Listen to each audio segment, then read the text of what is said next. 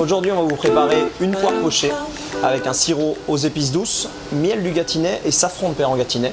Donc on va essayer d'utiliser un maximum de produits locaux. Ici déjà la base, donc la bière locale qu'on utilise, la Gâtine. Les épices, un mélange très particulier et assez agréable en goût. Le miel, pareil, le miel qui lui est local, qui vient d'Aigreville, donc à 10 km d'ici. Le safran de Péran-Gâtinais, pareil, Péran-Gâtinais c'est à 10 km d'ici également. On met également une gousse de vanille. Ces différents éléments, on va les mettre dans notre casserole pour préparer notre sirop. On a également donc l'eau et le sucre qui sont la base d'un sirop. L'eau et le sucre qu'on met dans la casserole. Ensuite on ajoute une bière. Après au choix, moi j'ai fait le choix de mélanger les trois. Une IPA, une brune et une blonde pour apporter un petit peu plus d'originalité. Une touche d'épices, pas trop, faut pas que ça prenne le dessus. La gousse de vanille, coupée en deux, grattée dans notre jus. Un petit peu de safran et 2 cuillères de miel.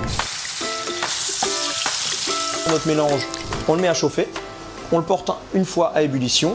Et comme ça, pendant ce temps-là, pendant que le sirop chauffe, on peut préparer nos poires. Pour les poires, tout simplement les éplucher en gardant la queue de la poire. Ce sera plus joli au niveau du dressage en fait. Voilà. Les variétés, on prend un peu ce qu'on veut, mais surtout ce qu'il faut, c'est qu'elles ne soient pas trop mûres. Parce qu'après, au niveau de la cuisson, si elles sont déjà de base très mûres, on n'aura pas le temps de les faire infuser vraiment dans le sirop. Elles ne pourront pas prendre le goût du sirop, ça partira directement en purée. Donc pas hésiter à prendre des poires qui sont légèrement fermes. On l'a épluché, on la vide. On vide l'arrière de la poire, hop, pour enlever tous les pépins.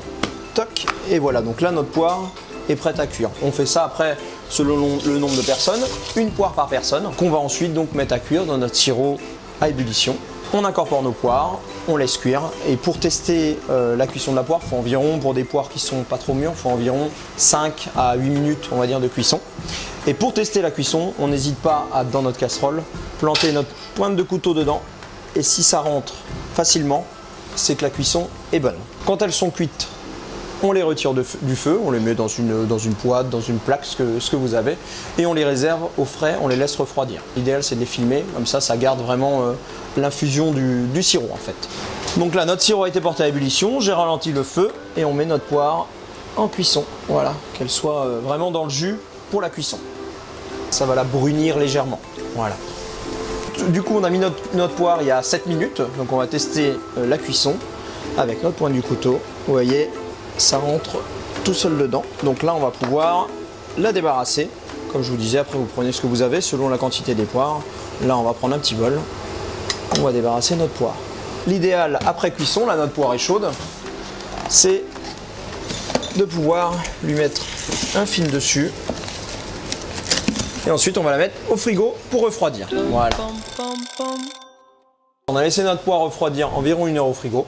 Ensuite pour le dressage, on va prendre notre poire, bien la prendre à deux mains parce qu'elle est un petit peu souple forcément après cuisson. Pour le dressage, on peut en fait la prendre du haut de la poire, descendre en bas et faire plusieurs coupes comme ça, tout le long de la poire, en tournant, légèrement arrondi, ce qui va nous permettre de pouvoir mieux la dresser.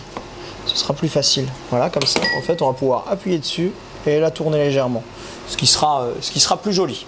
Pour le dressage, on peut prendre de la glace. Nous, je sais qu'on utilise la glace avec la poire, ça s'associe bien, surtout avec les chaleurs du moment. C'est pareil, les glaces, on travaille avec un glacier artisanal qui est situé à Ferrières-en-Gâtinais, ici également. Les glaces Rio Mercier. Pour le parfum, après, c'est vraiment à votre guise. Là, on va être sur une pâte à tartiner chocolat, pâte à tartiner noisette. Voilà. Donc notre boule de glace en premier, en dessous. Ensuite, on va prendre notre poire, pareil, délicatement.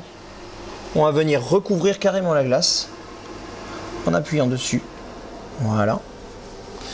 Nous, on a fait également avant un caramel au beurre salé. Ça, après, vous pouvez, soit vous le faites si vous sentez, soit vous pouvez également l'acheter tout prêt. Nous, on le fait bien évidemment. On va venir disposer sur la poire en faisant des tourbillons. Voilà. Tac. On a également fait un sablé breton pour apporter un petit peu de croquant. Voilà. On va disposer autour. Et un mélange de fruits secs torréfiés et légèrement sucrés. Pareil, pour apporter du croquant. Pour finaliser, on va ajouter un petit peu de chantilly. Voilà. Et là, vous avez un dessert simple, frais et de saison. Et voici donc la poire du Gâtinais, du Biquin d'Or à Ferrier en Gâtinais. Bon appétit!